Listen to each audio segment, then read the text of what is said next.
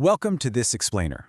It's pretty easy to look at a massive corporation and just assume it's a giant profit machine, right? But the reality is actually a lot more interesting. Modern business is this incredibly complex ecosystem of responsibilities, because an organization doesn't just exist in a vacuum. It constantly pulls resources, things like manpower, money, and materials, from its environment, which means it owes something back to that exact same environment. It is a super delicate balancing act. So today, we're going to map out exactly who a business is responsible to and what those real-world obligations look like.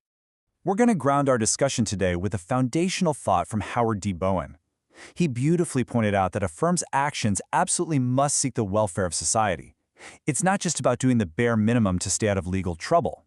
True social responsibility is a voluntary commitment. When a firm recognizes that aligning its decisions with societal values isn't just good ethics, but literally essential for long-term survival, that's when they start creating real, lasting goodwill. So, here is our roadmap.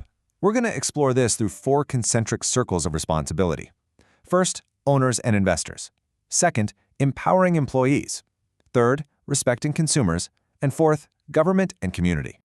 Starting with Section 1, Owners and Investors, the Inner Circle. It all begins right in the boardroom.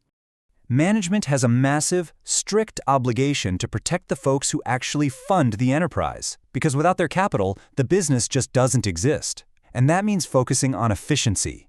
Management has to actively minimize workplace waste, whether we're talking about raw materials, time, or manpower. But beyond just protecting profitability, there's another absolute mandate here: maintaining fair practices on the stock exchange. Picture this happening in real life. A top-level executive is reviewing a project report, and out of nowhere, they're offered a sketchy insider trading deal, a quick way to artificially inflate share prices using secret info. A truly responsible leader is going to flat-out decline that. Why? Because artificial price manipulation directly robs everyday common investors. By rejecting those unfair practices, they're literally protecting the integrity of the market and safeguarding people's savings. It really boils down to a stark contrast: transparent financial meetings versus secretive dealings. Investors provide the long-term and working capital, so they completely deserve factual, open disclosures in return.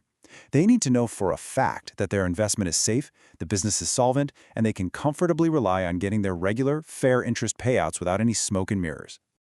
Moving on to Section 2, Empowering Employees. Let's take this down to the factory floor. Think about the hierarchy of what a worker actually needs. It starts the exact moment someone is handed a permanent job contract. Boom. Instant mental peace and loyalty. From there, we step up to fair remuneration, which means solid wage plans and bonuses. But obviously, a paycheck isn't everything. It has to be backed up by intense health and safety measures, and eventually giving those workers a real voice by allowing them to participate in management. When we talk about health and safety, these mandates are incredibly specific. A responsible business doesn't cut corners on physical well-being. We're talking about a completely safe, well-lit, and properly ventilated workspace, where workers are actively geared up with gloves, safety shoes, helmets, and masks. It even comes down to the basics, like ensuring access to clean drinking water and proper sanitation. But empowerment goes way beyond just physical safety. It's heavily psychological, too. A great employer actually recognizes trade unions instead of playing toxic divide and rule games. Imagine workers happily sitting together in a committee, sharing management ideas over their lunch breaks. When employees genuinely feel heard and respected, morale absolutely skyrockets. Now for Section 3, respecting consumers, the market experience. Because let's face it, without consumer support, survival is just impossible. Think about what you expect to see on a basic product packet.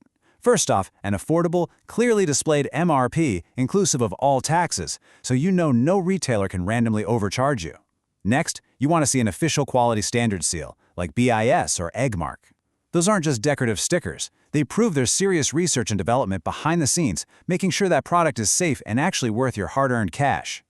Hitting these exact standards is how a business avoids exploiting its buyers. It's about delivering the whole package: good quality items, fair prices, total safety, and critically, honest advertising.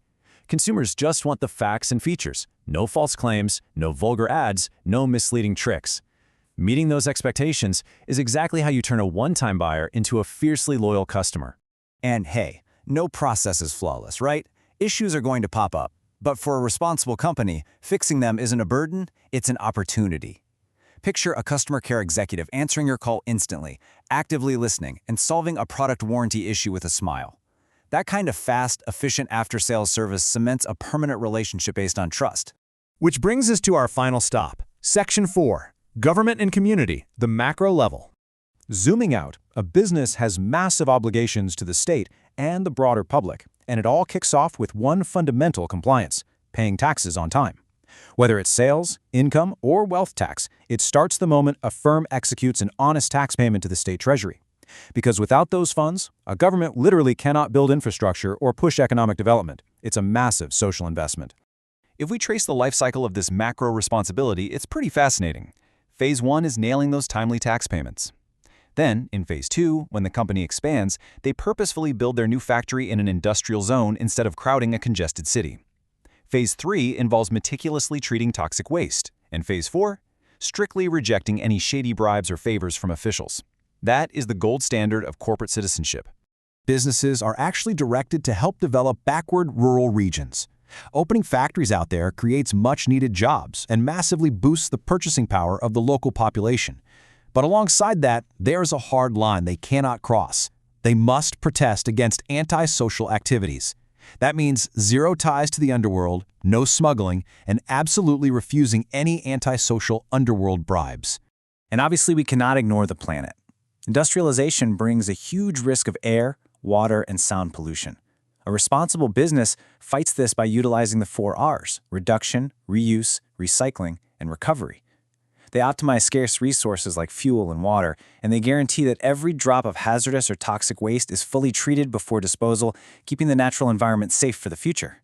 So, as we wrap up this explainer, I've got a question to leave you with. We've just seen that a business is so much more than its bottom line. It owes a huge debt to its investors, its hardworking employees, to you as a consumer, and to the planet. Knowing all that, does your favorite brand check all these vital responsibility boxes? Next time you make a purchase, think back to the concentric circles we explored today. It might just change the way you shop forever.